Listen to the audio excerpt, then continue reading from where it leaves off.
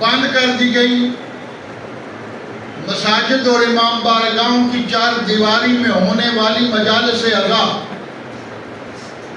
ان کو بند کر دیا گیا، جلوسائے عزاداری کے روٹ محدود کر دیے گئے۔ اگر گھر کی چار دیواری میں، مسجد کی چار دیواری میں یا امام بارگاہ کی چار دیواری میں مجلس عزا کا انعقاد ہوا تو ایف آئی آر چاک کر دی گئی۔ بات صرف ایف آئی آر چاک کرنے تک نہ رہی، اور یہ صرف فور شیڈول میں ڈالنے کی دھمکیاں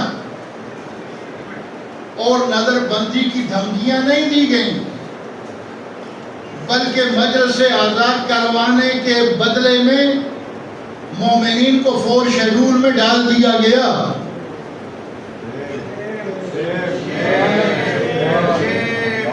اور کئی عزاداروں کے نظر بندی کے بارگاہوں، مساجد، گھروں کی چار دیواری کے اندر ہونے والی مجالس اور عزاداری پہ تمام رکاوٹیں فی الفور ختم کی جائیں۔ میں آپ کو بتا چکا کہ مجلس گھر کی چار دیواری میں، امام بارگاہ کی چار دیواری میں ہو رہی ہے، اس مجلس کو روک دیا گیا اور نئی نئی اصطلاح پیدا کر لی گئی، یہ پرانی مجلس ہے، یہ نئی مجلس ہے، یہ کب سے شروع ہوئی ہے، یہ اب سے شروع ہوئی ہے۔ میں کہہ رہا ہوں کہ یہ بات ذہن نشین فرمائیں کہ مجلس فقط مجلس ہوتی ہے، ہم پرانی اور نئی کی کسی اصطلاح کو نہیں جانتے۔ مجلس فقط مجلس عزا، یہ مجلس پرانی ہے۔ اور اس مقام پر میں حکومت پنجاب سے، وفاقی حکومت سے اور پالیسی میکروں سے کہوں گا، گھر کی چار دیواری میں یہ جو مجالس روکی جا رہی ہیں، بخدا آپ یہ فضول پریکٹس کر رہے ہیں، یہ بالکل فضول آپ کا یہ عمل ہے، اس لیے کہ آپ تشیع کی تاریخ سے آگاہ نہیں۔ یہ جو ایک ایف آئی آر ہوئی ہے، تشیع اس مذہب اور مسلک کا نام ہے جس نے اس عزاداری کے لیے اپنی جانیں قربان کی ہے۔ نعرہ تکبیر، نعرہ رسالت، نعرہ حیدری۔ لہذا یہ ایف آئی آر کے ذریعے سے نہیں رکے اور یہ اب فضول پریکٹس کر رہے ہیں۔ شاید آپ واقف نہیں ہیں کہ ظالم اور جابر حکمرانوں کے سامنے ذکر رسول اور آل رسول کرنا اور مجالس برپا کرنا ہمیں سید سجاد اور سیدہ زینب نے سکھایا۔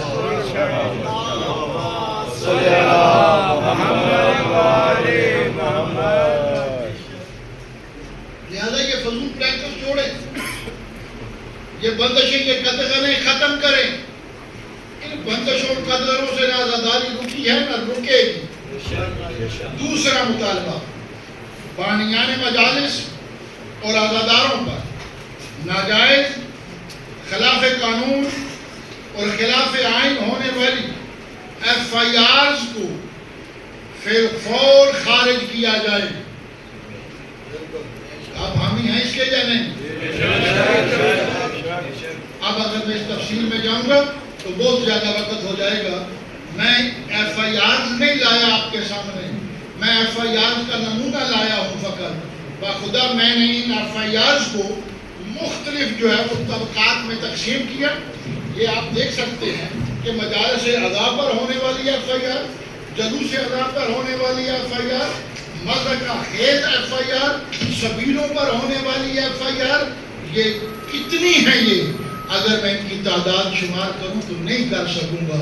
ہاں اتنا کہہ سکتا ہوں خلاصے میں، اگر 3 یا 4 سال کی مجالس پر، عزاداری پر ہونے والی ایف آئی آر کو اکٹھا کر کے کسی بھی اہلکار کے کندھوں پہ لادا جائے تو شاید ان ایف آئی آر کا بوجھ لے کے وہ چل بھی نہیں سکے۔ مومنین کو فور شیڈول میں ڈال دیا گیا،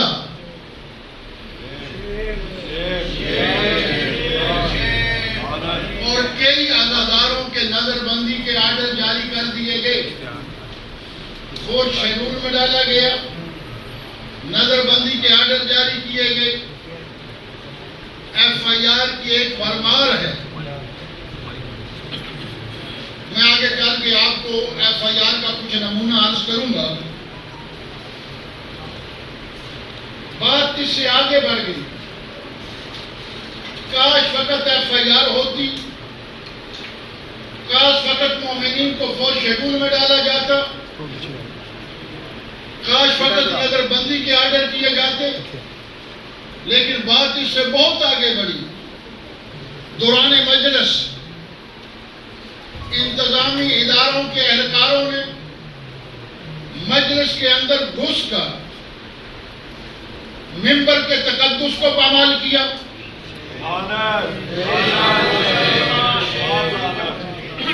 ممبر کے تقدس کو پامال کیا، امام بارگاہ کے تقدس کو پامال کیا، جوتوں سمیت امام بارگاہ میں داخل ہو گئے۔ جن بات یہاں تک نہ رکی، ہمارے پاس وہ شواہد موجود ہیں اور اس کی کئی شہادتیں موجود ہیں کہ مجلس ادا پڑھتے ہوئے خطیب کو ممبر سے اتارا گیا، ساؤنڈ قبضے میں لے لیا گیا، لیڈیز کی مجالس ادا میں مرد پولیس اہلکار داخل ہو گئے۔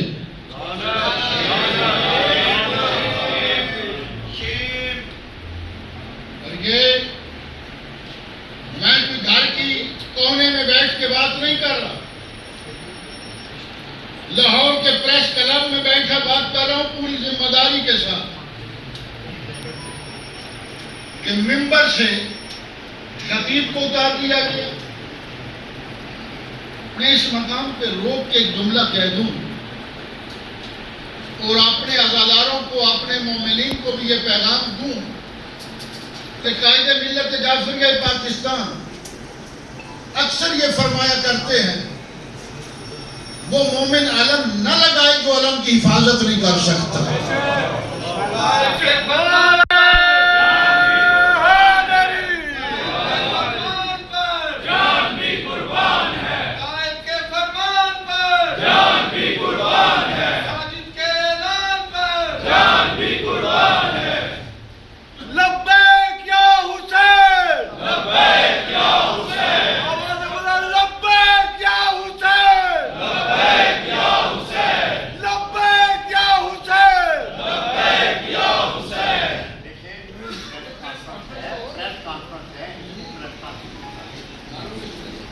جی